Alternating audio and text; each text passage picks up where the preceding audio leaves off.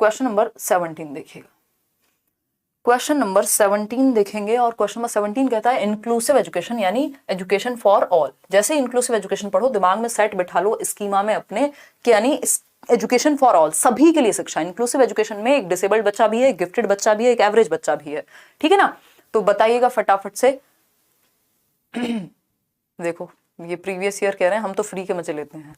हाँ हाँ क्यों नहीं, पीसी क्वेश्चन पूछो। पीसी इंक्लूसिव एजुकेशन यानी समावेशी शिक्षा निम्नलिखित में से किसकी जरूरतों को पूरा करने में मदद करती है। तो ईच एंड एवरी स्टूडेंट यानी प्रत्येक विद्यार्थी की। स्टूडेंट्स फ्रॉम रिलीजियस माइनॉरिटीज, भाई इंक्लूसिव एजुकेशन में तो हर एक बच्चा शामिल हो गया ना, एजुकेशन फॉर ऑल है ये, है ना, प्रत्येक विद्यार्थी की। फिर भी देख लेते हैं students with disabilities only, gifted, सब तरह के बच्चे हैं यहाँ पे, गिफ्टेड भी है, एवरेज भी है, डिसेबल्ड भी है। इंक्लूसिव एजुकेशन सभी के लिए शिक्षा है एक रेगुलर स्कूल सिस्टम में। क्वेश्चन नंबर 18 देखिएगा फटाफट से, आसान सा सवाल है, डिस्कैलकुलिया पे बात हो रही है। तो कितना आसान पेपर है, पेपर 2 और आसान है, कल वाला पेपर भी मुश्किल था इसके मुकाबले। डिस्कैलकुलिया इज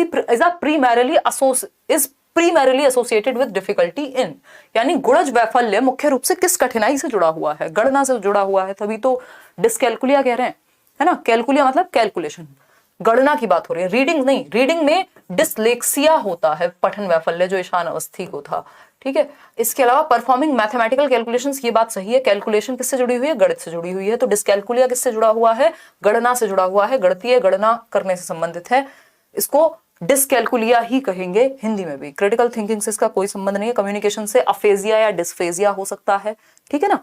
आगे बढ़ेंगे, क्वेश्चन नंबर 19 देखिएगा एक बार। क्वेश्चन नंबर 19 समझने का प्रयास कीजिएगा। इतने में आयुषी की एक और सुपर चैट पढ़ लेती हूँ। मैम सुपर चैट सिर्फ आपसे डाउट क्लियर करने के लिए करती हूँ, क्योंकि ऐसे लाइव कमेंट आप देख नहीं पाते हो। मैंने आपसे बढ़ के क्या सीटेट पास होने के बाद आपसे मिलना है। अच्छा thank you so much Ayushi. हाँ डाउट के लिए आप कर सकते हो, बट यार इतना मत करो यार, हैं। आके मिल लोगे इतने में तो आप। देखो एक बार क्वेश्चन नंबर 19, मजाक कर रही हूँ मैं, चलिए धन्यवाद। क्वेश्चन नंबर 19 है निम्नलिखित में से कौन सा अभ्यास, हाँ वो एक तरीका है, मतलब जिसके थ्रू आप ऑफ कोर्स आपका कमेंट हाईलाइट हो जाता है। कौन सा अभ्यास भाषण और भाषा विकारों वाले विद्यार्थियों के सफल समावेशन में बाधा उत्पन्न करेगा। ध्यान रखिएगा बाधा बनने की बात हो रही है।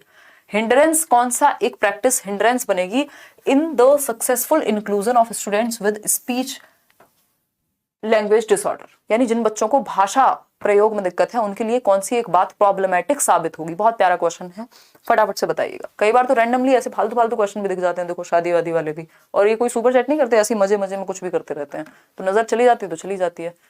देखो एक बार, चलिए फटाफट से बताइएगा। पहला ऑप्शन है break task and assignments into short easy to manage steps, चलिए ठीक है। डिस्करेज द यूज, ठीक है, लेकिन हमें तो गलत चाहिए ना, जो हिंडर करे, जो हेल्प ना करे लैंग्वेज वाले बच्चों को, जिसको ऑलरेडी दिक्कत है लैंग्वेज यूज करने में। तो ये बात तो सही है, छोटे छोटे टास्क में डिवाइड कर दिया, इससे तो हेल्प मिलेगी। Discourage the use of visuals to support expressive language skills, ये बात सही है। बेसिकली ये बात गलत है, और गलत है इसीलिए सही है क्योंकि पूछा ही गलत है, ठीक है ना। तो अभिव्यंजक भाषा कौशल का समर्थन करने के लिए दृश्यों के उपयोग को हतोत्साहित करना, भाई जिस बच्चे को भाषा प्रयोग में दिक्कत आ रही है आप उसको विजुअली दिखाएंगे चीजें, ये कह रहे हैं उसको डिस्करेज करो, तो ये तो प्रॉब्लमेटिक है।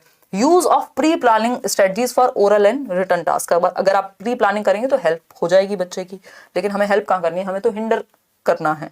Reduce auditory and visual distractions in the classroom, भाई जिस बच्चे को भाषा इस्तेमाल में दिक्कत हो रही है तो वहां डिस्ट्रैक्शन कम से कम हटाना है, क्लासरूम में कम से कम डिस्ट्रैक्शन होना चाहिए, ठीक है ना। क्लियर बात है। क्या गिफ्ट दिया था आयुषी ने आपको बर्थडे पे, दिखाया तो था उसमें, ब्लॉग में दिखाया था, हिमांशु सिंह दूसरे वाले चैनल पे जाके देखो, है प्रिया। और लाल इमोजी क्यों भेज रहे हो यार, गुस्से वाला इमोजी मत भेजा करो, डर जाती हूँ मैं। क्वेश्चन नंबर 20 देखिए, in order to cater to the needs of students with giftedness, वो बच्चे जो विलक्षण बुद्धि छात्र हैं, जो प्रतिभाशाली हैं, जिनकी बुद्धि का स्तर ज्यादा है, या फिर वो किसी एक क्षेत्र में बहुत अच्छा कर रहे हैं, या फिर वो टैलेंटेड हैं, मतलब क्रिएटिव भी हो सकते हैं, 3 कैटेगरी आती है आपकी गिफ्टेडनेस में। फटाफट से बताइएगा। हाँ फेल वाले भी मिल सकते हैं, क्यों नहीं मिल सकते। देख रहे हैं विनोद, मैम आज तो सतरंगी लग रही हैं। हाँ हाँ किल्लू मजाक उड़ाओ आप, हैं यही सिखाया आपको हमने कि आप मजाक उड़ाओ आकर के, हाँ बिल्कुल यही सिखाया। चलिए आ जाइए। अगर हम बात करें गिफ्टेडनेस की, तो कौन सी एक चीज है जिसको अवॉइड करना चाहिए। देखो लास्ट में है ये अवॉइड वर्ड, नहीं तो आप गलती कर देते इसमें, है ना। प्रतिभाशाली शिक्षार्थियों की आवश्यकताओं को पूरा करने के लिए शिक्षिका को निम्नलिखित में से किससे बचना चाहिए, यानी क्या नहीं करना चाहिए। नॉट वाले क्वेश्चंस ध्यान से करने हैं, अवॉइड लिखा हो क्वेश्चन ध्यान से पढ़ना है, लीस्ट लिखा हो ध्यान से पढ़ना है, एक्सेप्ट लिखा हो ध्यान से पढ़ना है, ठीक। तो allowing students to pursue independent projects, बिल्कुल सही बात है, ये तो करना चाहिए कि उनको इंडिपेंडेंटली हम करने दें काम, क्योंकि उनकी बौद्धिक स्तर ज्यादा है। लेकिन नॉट पूछा है क्या नहीं करने देना है। फ्लेक्सिबिलिटी होनी चाहिए, ये बात भी सही है, लेकिन हमें सही नहीं गलत चाहिए। इम्प्लीमेंटिंग अ यूनिडायमेंशनल करिकुलम, बस समझ जाओ यही गड़बड़ है। यूनिडायमेंशनल नहीं चाहिए, मल्टी डायमेंशनल चाहिए करिकुलम, वैसे भी हमें किसी भी बच्चे के लिए, है ना, यानी बहुआयामी जिसमें कई सारे आयाम हो, बच्चे की पर्सनैलिटी के बहुत सारे रंग बाहर निकल करके आए। प्रोवाइडिंग स्टिमुलेटिंग एनरिचमेंट एक्टिविटीज, बिल्कुल सही बात है। एनरिच्ड प्रोग्राम्स जिसमें बच्चे का ब्रेन ज्यादा इन्वॉल्व हो, जिससे वो बोरियत महसूस ना करे। तो हमें मल्टी डायमेंशनल, कई आयाम, बहु रंग चाहिए, ऐसे कलरफुल चाहिए जीवन जो है करिकुलम का। तो C option is the right answer. ये बात गलत है, और गलत है इसीलिए सही है क्योंकि पूछा ही गलत है, यूनिडायमेंशनल नहीं मल्टी डायमेंशनल चाहिए।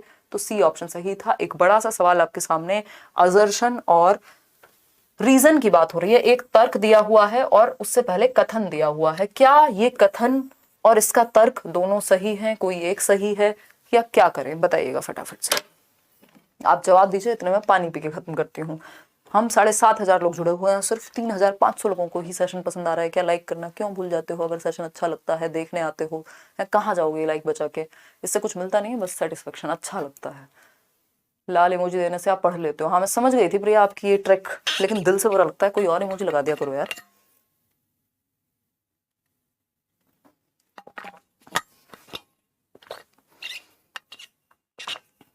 देखिएगा फटाफट से बताइएगा। ये तुम्हें कौन सी सुपर चैट दिख रही है? आयुषी की?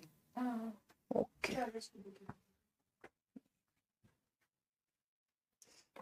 तो मुझे बाहर मिलना मैं बताऊंगी, देखना एक बार। अगर हम बात करें किसकी, कथन की, ठीक है, और रीजन की। पोल पे ध्यान नहीं है, 40 रुपए की सुपर चैट पे ध्यान है। ये सिखाएं हम तुमको, खिला देंगे पराठे। देखिए एक बार, अगर हम बात करें कथन की, before starting teaching of a new concept a teacher should review pre requested knowledge. This will help students bring to mind the information they will need to understand new concept. यानी जब आप एक नया संप्रत्यय, एक नया कॉन्सेप्ट सिखा रहे हैं, शिक्षण शुरू करने से पहले एक नए संप्रत्यय का, एक शिक्षिका को पूर्वापेक्षित ज्ञान की समीक्षा कर लेनी चाहिए। यानी जो बच्चे की प्रीवियस नॉलेज है, जो उसका ओल्ड नॉलेज है, जो एग्जिस्टिंग नॉलेज है, उसकी समीक्षा कर लेनी चाहिए कि क्या उसको उतना भी पता है कि नहीं, जब आप आगे लेके जा रहे हैं तो, है ना। ये बात तो सही लग रही है।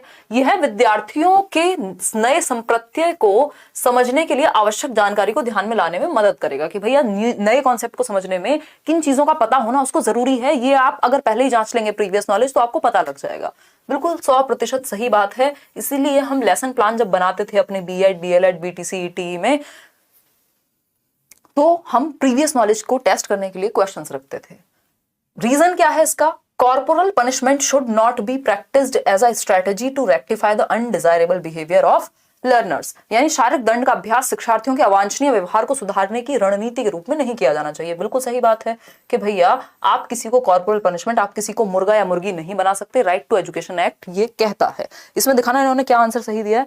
इन्होंने कहा है कि 36% लोग ए कह रहे हैं। इसमें सब कंफ्यूज है, इतने प्यारे क्वेश्चन में सब कंफ्यूज हो गए, लेट गए सब एक तरफ से, है ना। क्योंकि या तो आपको ये लगता है या तो दोनों गलत होंगे, दोनों सही होंगे, कोई एक सही है या दोनों सही है, में आप घबरा जाते हैं। अभिषेक क्या कह रहे हैं? मैम मैं लास्ट टाइम पेपर में जस्ट क्वालिफाई मार्क्स लाया था, क्या वो पेपर फिर से दूं? अगर अभिषेक पैसों की दिक्कत नहीं है, अगर समय की दिक्कत नहीं है और मन कर रहा है अपनी ईगो सेटिस्फाई करने के लिए तो आप दे सकते हैं, अदरवाइज कोई खास आवश्यकता है नहीं। बट इफ यू वांट तो आप दे सकते हैं, है ना। अगर आपको लग रहा है कि ऐसी कोई समस्या नहीं है पैसे वैसे की, तो दे दो, और अच्छे से, और टाइम की भी तो कोई दिक्कत नहीं है। अच्छे नंबर लेके रख लो सर्टिफिकेट, क्या पता किसी प्राइवेट स्कूल या किसी इंटरव्यू में थोड़ा बहुत इंप्रेशन बनाने के काम आ जाए, है ना। देखिएगा, अगर हम बात करें करेक्ट ऑप्शन की तो इनमें से दोनों ही सही हैं, बट ये जो कथन था इसका सही रीजन ये थोड़े ना है। दोनों अलग अलग बातें कर रहे हैं, है ना। कोई कह रहा है हाँ मुझे तो बहुत प्रेम है, वो दूसरा कह रहा है हाँ मुझे भी, लेकिन मुझे फलाने से है, तुम्हें फलाने से है। दोनों अलग अलग बातें कर रहे हैं, दोनों सही हैं अपनी जगह पे, ठीक है ना। तो ये ट्रू है, ये भी ट्रू है, लेकिन ये इसके बारे में बात ही नहीं कर रहा। कॉर्पोरल पनिशमेंट का यहां कोई संबंध नहीं था प्रीवियस नॉलेज की टेस्टिंग से। समझ पा रहे हो ना बात को? तो दोनों सही हैं, both A and R are true, but R is correct explanation नहीं, आर करेक्ट एक्सप्लेनेशन ए की नहीं है। Both A and R are true, but R is not the correct explanation of A. यानी ए और are दोनों ही सही हैं, लेकिन आर जो है वो सही व्याख्या नहीं है ए की। ए के बारे में तो बात ही नहीं हुई प्रीवियस नॉलेज के बारे में, यहां तो दंड की बात होने लग गई, तो कुछ और ही बात हो रही है। ठीक है ना? तो B option is the right answer.